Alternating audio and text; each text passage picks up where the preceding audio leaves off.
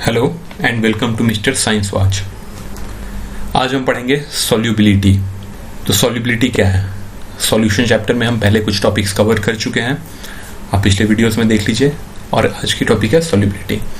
तो the amount of solute that can be dissolved in 100 gram of the solvent. कितने ग्राम में? 100 grams के terms में हम पढ़ने वाले हैं।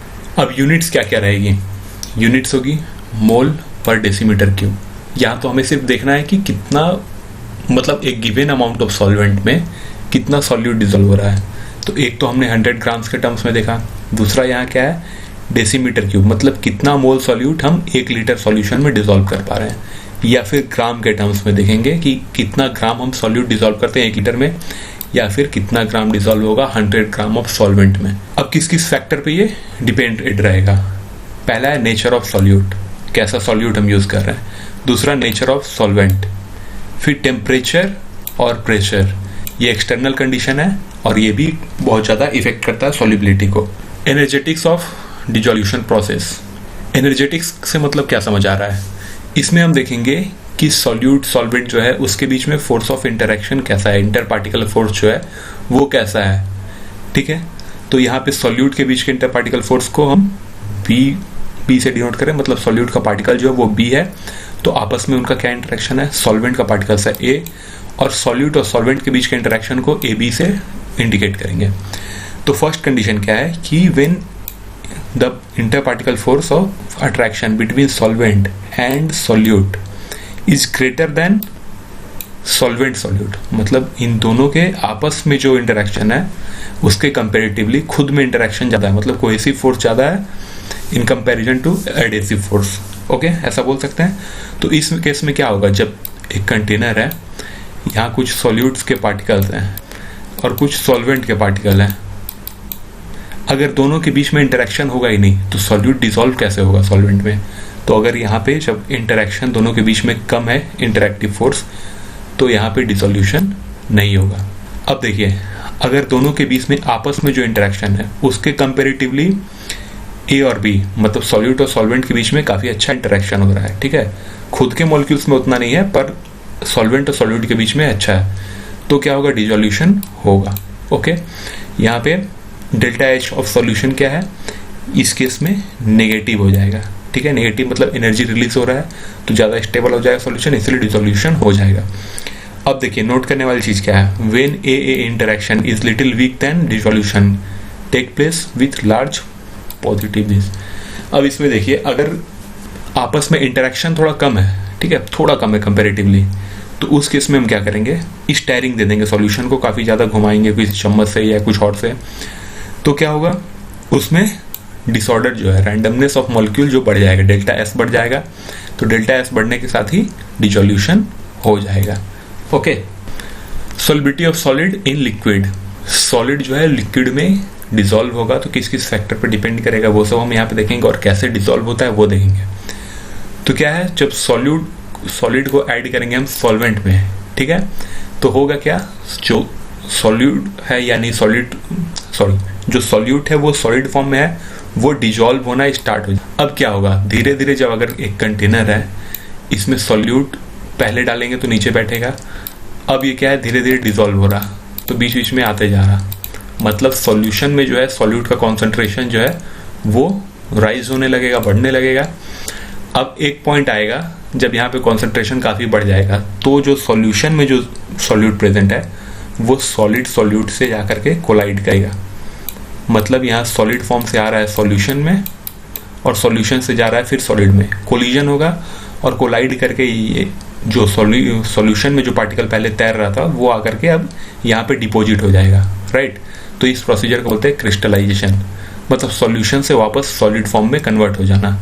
अब ये जब कंटिन्यू होने लगता है तो यहाँ पे क्या होता है, डायनेमिक इक्विलिब्रियम बन जाता है। ठीक है, डायनेमिक इक्विलिब्रियम का मतलब क्या हुआ, सपोज कीजिए कि यहाँ पे 100 मॉलिक्यूल्स सॉल्यूट का जो है वो सॉल्यूशन में प्रेजेंट है। अब क्या हुआ, एक मॉलिक्यूल जो है वो जा करके यहाँ सॉलिड सॉल्यूट से कोलाइड किया और वहीं पे डिपोजिट हो गया। एट द सेम टाइम एक मॉलिक्यूल जो है वो सॉलिड सॉल्यूट से निकलेगा और सॉल्यूशन में आ जाएगा, मतलब सॉल्यूशन में ओवरऑल 100 मॉलिक्यूल्स मेंटेन रहेगा और वो मॉलिक्यूल जा करके सॉलिड फॉर्म में भी कन्वर्ट होगा, फिर सॉलिड से आकर के सॉल्यूशन में कन्वर्ट हो जाएगा। तो उस केस में बोलते हैं कि डायनामिक इक्विलिब्रियम रीच कर गया है, ठीक है। तो सॉल्यूशन वहां पे जाकर के स्टेबल हो जाएगा, राइट। तो सॉलिड सॉल्यूट प्लस सॉल्वेंट मिलेगा क्या, सॉल्यूशन हमको मिल जाएगा। At the state of dynamic equilibrium the concentration of solution becomes constant, ठीक है। जैसा मैंने आपको बताया कॉन्सेंट्रेशन यहाँ पे क्या था, 100 मॉलिक्यूल्स का था, तो हम इसको बोल सकते हैं कि 100 मॉलिक्यूल्स पर लीटर ऑफ सॉल्यूशन। तो वो कॉन्सेंट्रेशन था वो मेंटेन रहेगा हरदम, 100 मॉलिक्यूल्स वहां प्रेजेंट रहेगा। अब सैचुरेटेड सॉल्यूशन, ठीक है। सैचुरेटेड सॉल्यूशन क्या होता है, such solution at which no more solutes can be dissolve at the given condition of temperature and pressure. हमने स्टार्टिंग में पढ़ा था कि ये दो फैक्टर भी है, nature of solute, nature of solvent के अलावा, जो कि सॉल्यूशन के सॉल्युबिलिटी को इफेक्ट करता है। तो गिवन टेम्परेचर प्रेशर अगर कांस्टेंट है तो उसमें क्या है, ये है सॉल्वेंट एक कंटेनर में। अब इसमें मैंने सॉल्यूट ऐड कर दिया, सॉल्यूट डिसॉल्व हो गया हर जगह। अब एक ऐसा पॉइंट रीच करेगा जब मैं एक्स्ट्रा सॉल्यूट जो ऐड करूंगा वो जाकर यहाँ नीचे सेटल हो जाएगा, अब वो डिसॉल्व नहीं हो पाएगा। मतलब मैक्सिमम ये सॉल्वेंट जो एकोमोडेट कर सकता है सॉल्यूट के पार्टिकल्स को, वो अपने मैक्सिमम लिमिट पे पहुंच गया, उसके ज़्यादा जो भी आएगा वो सॉलिड फॉर्म में ही नीचे बैठ जाएगा। तो इस सिचुएशन में जब ये कंडीशन जब अटेंड कर ले तो बोलेंगे कि सॉल्यूशन सैचुरेटेड सॉल्यूशन बन गया है, right. Therefore, solubility can also be defined as concentration of solute in saturated solution at given temperature, ठीक है। solubility को और डिफाइन कर सकते हैं कि जैसे 100 हमने पढ़ा था कि 100 मॉलिक्यूल का भी लास्ट में, तो सेम वे एक सैचुरेटेड सॉल्यूशन में मैक्सिमम कितना कॉन्सेंट्रेशन है सॉल्यूट का, वही सॉल्युबिलिटी है, और उससे ज़्यादा तो डिसॉल्व हो नहीं सकता है। Cause of solubility of solids in liquid, अब सॉलिड जो है वो लिक्विड में डिसॉल्व क्यों होता है, क्या कारण क्या है, राइट। तो देखिए होता क्या है, अगर वाटर की एग्जांपल हम लेते हैं तो वाटर में प्रेजेंट क्या होता है, हाइड्रोजन और ऑक्सीजन, H2O हम बोलते हैं वाटर को, है ना। Which result in formation of dipole. Dipole आपको पता होगा, यहाँ पे एक छोटा सा इमेज आपको दिख रहा है, नहीं दिख रहा तो मैं यहाँ बना देता हूँ कि वाटर है, हाइड्रोजन, ऑक्सीजन और फिर हाइड्रोजन, ठीक है। इसी तरह का होता है वाटर का मॉलिक्यूल।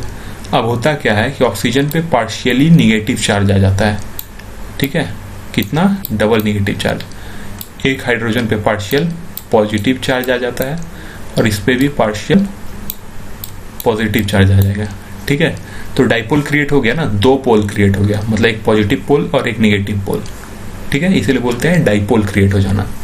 क्यों होता है ऐसा, क्योंकि ऑक्सीजन की टेंडेंसी है इलेक्ट्रॉन को अपने तरफ ज्यादा अट्रैक्ट करने की, और वेयर एज हाइड्रोजन जो है उसकी टेंडेंसी है इलेक्ट्रॉन लूज करने की।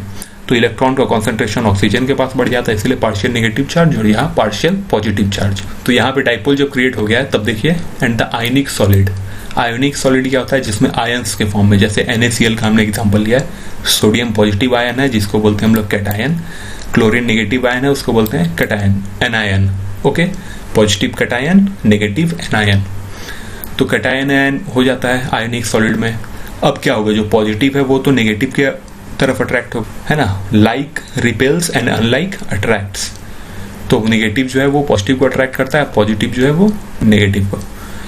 This leads to ion dipole formation, ठीक है। मतलब आयन जो यहाँ पर है, अब देखिए रेड वाला जो है वो ऑक्सीजन को डिनोट कर रहा, तो सोडियम को किसने एनवेलप की तरह कवर किया है, ऑक्सीजन ने, नेगेटिव ने, ठीक है। क्लोरीन यहाँ है उसको हाइड्रोजन ने कवर कर लिया। तो अब क्या होता है, दोनों के बीच में आपस में इंटरेक्शन होता है, तो ये सोडियम क्लोराइड है, इंटरेक्शन की वजह से आयंस ब्रेक हो जाएंगे और वाटर में डिसॉल्व हो जाएगा। द आयन एनवेलप्ड, एनवेलप्ड मतलब बिल्कुल अच्छा से जो कवर हो जाए, एनवेलप जो हम लोग लगाते हैं, by water dipole is called hydrated ion, है ना। मतलब ये वाला आयन जो है ये हाइड्रेटेड आयन हो गया, वाटर से कवर हो गया। और इस प्रोसीजर को क्या बोलेंगे, hydration of ion. Dissolution of molecular solid into water. अब वाटर में डाइपोल क्रिएट होता है, आयनिक सॉलिड में आयंस रहते हैं, तो पता चल गया कि आयन डाइपोल इंटरेक्शन हो गया, ठीक है, इस वजह से वहाँ डिसोल्यूशन हो गया। पर अगर कोई ऐसा मॉलिक्यूल है जिसमें डाइपोल, वाटर में तो डाइपोल हो जाएगा पर वहाँ पे आयन नहीं है, मतलब ब्रेक होकर के आयनिक फॉर्म में वो सब्सटेंस ब्रेक नहीं हो सकता है, तो क्या करेंगे, उसको बोलते हैं मॉलिक्यूलर सॉलिड। तो उस केस में क्या होगा, ये जो है मॉलिक्यूलर सॉलिड वो आयोनाइज नहीं होगा। फिर क्या होता है, कैसे डिसॉल्व होता है? डिसॉल्व होता है हाइड्रोजन बॉन्ड फॉर्मेशन से। हाइड्रोजन बॉन्ड आप यहाँ पे देख सकते हो, डॉटेड लाइन से डिनोट किया गया है। हाइड्रोजन बॉन्ड होता क्या है? हाइड्रोजन पॉजिटिव है, कोई दूसरे मॉलिक्यूल में अगर कहीं निगेटिव मिल जाए तो आपस में इंटरेक्शन हो जाता है ना, इसे बोलते हैं हाइड्रोजन बॉन्ड। दो तरह का होता है, एक इंटरमॉलिक्यूलर होता है, एक इंट्रामॉलिक्यूलर होता है। जब पढ़ेंगे तब डिटेल में देखेंगे। तो मॉलिक्यूलर सॉलिड, अब कैसे मॉलिक्यूलर सॉलिड में होगा डिसोल्यूशन? जैसे यहाँ पे देखिए एग्जांपल लिया गया है कि इथेन जो है वो वाटर में डिसॉल्व नहीं होता है, पर इथेनॉल जो है वो डिसॉल्व हो जाता है। क्यों होता है? क्योंकि इथेन अगर क्या होगा, यहाँ पे इथेन का कंप्लीटली ऐसा ही रहेगा और यहाँ इस कार्बन से ये वाला ग्रुप हटा करके सिर्फ कार्बन से यहाँ पे हाइड्रोजन अगर कर दें अटैच तो इथेन बन गया। ठीक है, अब क्या होगा, इथेन में कहीं पे भी इलेक्ट्रोनिगेटिविटी डिफरेंस है क्या? हमने क्या पढ़ा कि मॉलिक्यूलर सॉलिड जिसमें इलेक्ट्रोनिगेटिविटी का डिफरेंस होना चाहिए, मतलब कोई एक पार्ट हो जो ज्यादा इलेक्ट्रॉन को अट्रैक्ट करे दूसरा। तो इथेन तो पूरा सिमेट्रिकल है, कहीं पे वैसा है नहीं, इसीलिए डिसॉल्व नहीं होता है वाटर में। तो पानी में जैसे तेल आप देखते हो ना, इमिसिबल लिक्विड, वैसे ही इथेन ऊपर में तैरने लग जाएगा, मतलब दोनों मिक्स नहीं होंगे। वेयर एज जब उसमें OH ग्रुप आ जाएगा तो ऑक्सीजन में थोड़ा निगेटिविटी आ जाता है, इस वजह से यहाँ हाइड्रोजन बॉन्डिंग फॉर्म होता है और इथेनॉल जो है वो अच्छे से वाटर में डिसॉल्व हो जाता है। लैटिस एनर्जी, ठीक है, डेल्टा LH। लैटिस एनर्जी क्या है? पहले लैटिस क्या होता है? सॉलिड स्टेट में हमने पढ़ा था कि लैटिस क्या है, अपना एक स्ट्रक्चर होता है। ठीक है, किसी भी मॉलिक्यूल का, किसी मैटर का मॉलिक्यूलर स्ट्रक्चर होता है, तो उसको अगर हम उसमें कुछ एनर्जी कंज्यूम होता है, मतलब कि एक स्टेबल कॉन्फ़िगरेशन रहता है वहाँ पे, तो उस स्ट्रक्चर को ब्रेक करने के लिए जो एनर्जी लगता है वो लैटिस एनर्जी हो गया। यहाँ पे कितने क्वांटिटी में उसको लेंगे? तो 1 मोल, मतलब 1 मोल उस क्रिस्टल को ब्रेक करेंगे उसके लैटिस को, तो जितना एनर्जी रिक्वायर्ड होगा उसे बोलेंगे हम लैटिस एनर्जी। हाइड्रेशन एनर्जी क्या होता है? तो हाइड्रेशन एनर्जी वो होता है जब किसी सब्सटेंस के 1 मोल को, मतलब कोई सॉलिड है उसको 1 मोल लिए और उसको हाइड्रेशन किया, मतलब वाटर से रिएक्ट कराए, तो उस केस में जो एनर्जी रिलीज होगा उसे बोलेंगे हाइड्रेशन एनर्जी। अब देखिए नेट एंथैल्पी चेंज क्या होगा when 1 mole of solid is dissolved. 1 mole solid लिया, उसको डिसॉल्व किया, तो डेल्टा ऑफ सॉल्यूशन H है ना, तो डेल्टा H क्या हो जाएगा उस केस में? Lattice energy plus hydration energy, है ना, वही हो जाएगा एंथैल्पी सॉल्यूशन का।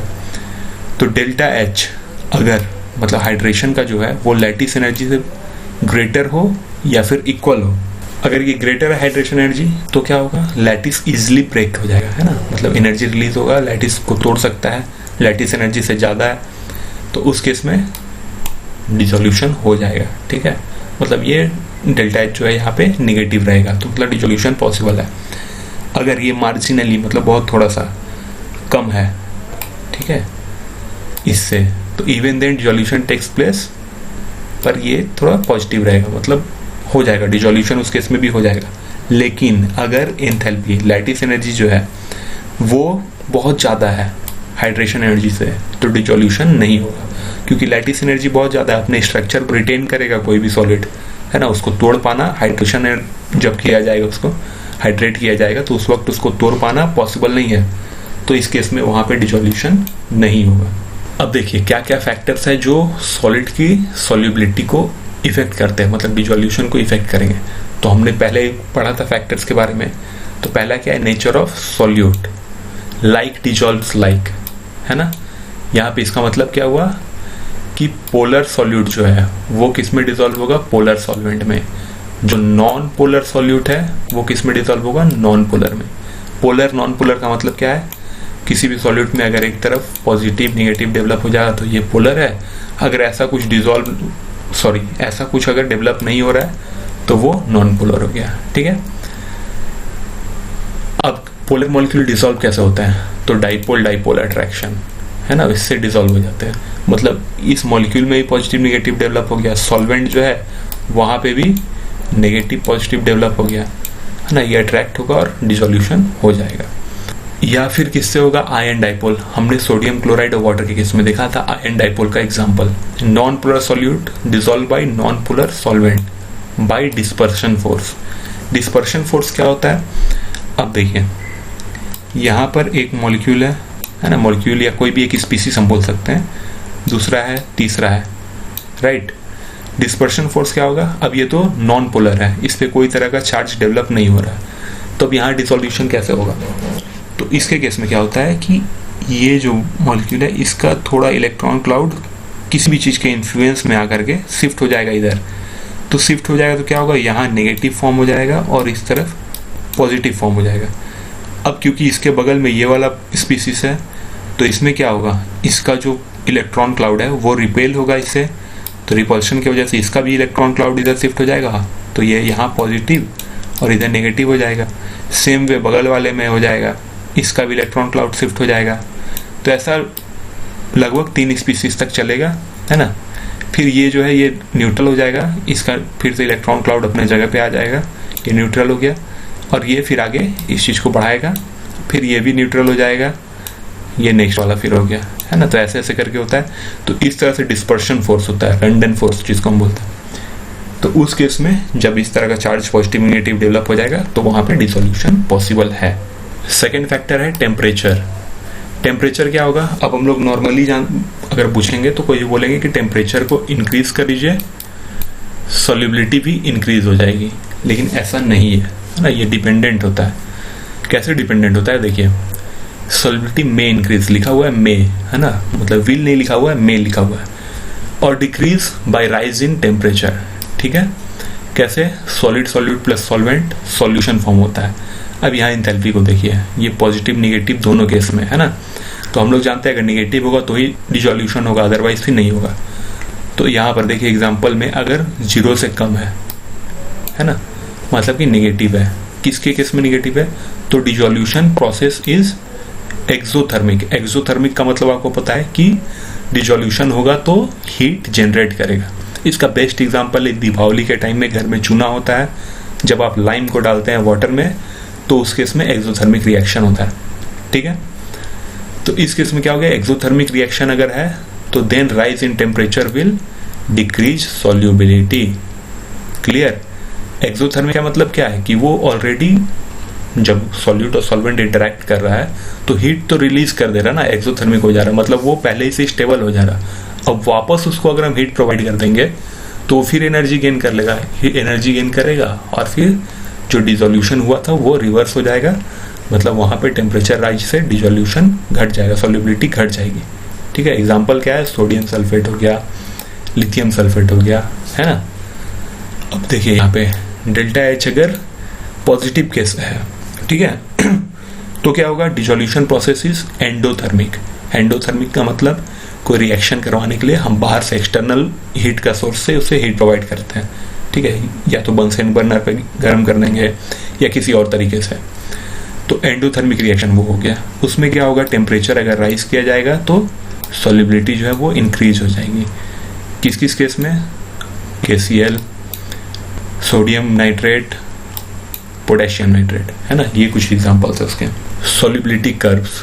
अब सॉल्युबिलिटी कर्व हमें देखना है क्या होता है, the plot of solubility of solid versus temperature. कितना सॉलिड डिसॉल्व हो रहा है सॉल्वेंट में, उसको कंपेयर किससे करेंगे, टेम्परेचर से। तो इस दोनों का एक ग्राफ बनाएंगे, वो होता है सॉल्युबिलिटी कर्व। अब क्या है कि एक आयनिक सब्सटेंस के लिए लेते हैं तो 3 कैटेगरी में हम सॉल्युबिलिटी कर्व को डिवाइड कर देते हैं। पहला क्या है, whose solubility increase with rise in temperature. ठीक है, टेम्परेचर इंक्रीज किए सॉल्युबिलिटी भी इंक्रीज होगी, वहां पे क्या होगा, delta H is greater than 0। पहला तो है जिसकी टेम्परेचर राइज करने से सॉल्युबिलिटी इंक्रीज होगी। दूसरा है जिसमें टेम्परेचर राइज करने से सॉल्युबिलिटी डिक्रीज हो जाएगी, राइट, तो वहां पे delta H is less than 0। अब दूसरा और तीसरा क्या है, whose solubility does not increase और डिक्रीज कंटिन्यूअसली, मतलब कंटिन्यूअसली। अब यहाँ पे 2 एग्जांपल को आप रिलेट कीजिएगा, सोडियम सल्फेट दिया हुआ है और सोडियम सल्फेट डेकाहाइड्रेट दिया हुआ है, मतलब वाटर ऑफ क्रिस्टलाइजेशन लगा हुआ है 10, इसके साथ 10 वाटर मॉलिक्यूल्स इसके साथ अटैच्ड है। तो यहाँ पे क्या है कि टेम्परेचर बढ़ाते रहेंगे, राइट, तो सॉल्युबिलिटी इंक्रीज होता रहेगा, ऐसा नहीं है। ये एक पॉइंट आकर के फिर सॉल्युबिलिटी डिक्रीज होने लग जाती है। ठीक है, कंटिन्यूअसली राइज नहीं होगा, है ना।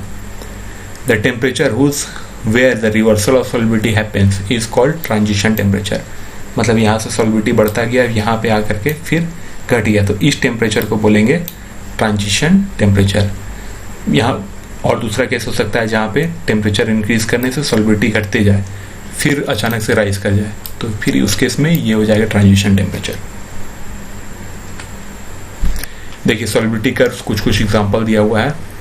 सोडियम सल्फेट की मैंने बात किया था, तो सोडियम सल्फेट को देखिए, इसको देखिए यहाँ से ये राइज करता है, राइट, यहाँ पे ट्रांजिशन टेम्परेचर आ गया।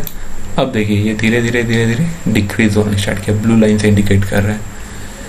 कॉमन सॉल्ट जो हम लोग खाते हैं NaCl, टेम्परेचर से बहुत ज़्यादा इफेक्टेड नहीं है। हाँ, थोड़ा बहुत राइज हुआ है इसका सॉल्युबिलिटी, बट बहुत ज़्यादा इम्पैक्ट नहीं है टेम्परेचर का, राइट। अब यहाँ देखिए इस तरह से इसका, ठीक है।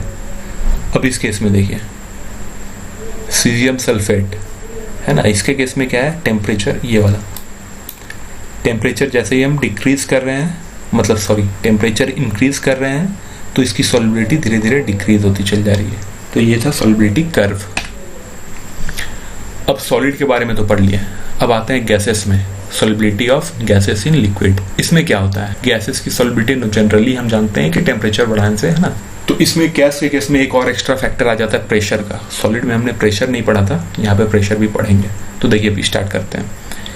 It can be referred as the number of moles of gas that can be dissolved per liter of solvent at the given condition of, also can be expressed in terms of mole fraction of the gas। ठीक है, normal सी बात है जो पहले हमने पढ़ा। When gas is passed into solvent, then its concentration rise till the equilibrium point। At this point the solution is said to be saturated। ये भी हमने पढ़ा कि saturated कैसे होता है, मतलब मैक्सिमम कितना सॉल्यूट को एकोमोडेट कर पाता है solvent at given temperature and pressure, उसी को बोलते हैं सैचुरेटेड पॉइंट, ठीक है, या saturated solution. Factor affecting the solubility of gas, क्या क्या फैक्टर है, पहला nature of gas and solvent. तो क्या है, यहाँ पे भी वही है, polar gases dissolve in polar solvent, water example है उसका, पोलर सॉल्वेंट का। As they react with the solvent, है ना, रिएक्शन हो जाता है।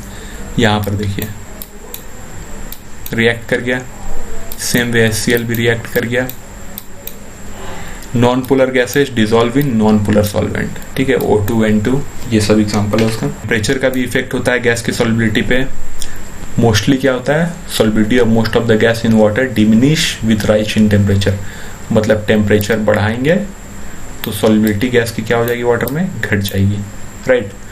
When the gas is dissolved it's molecular disorder decreases and the dissolution is favored by negative this delta H।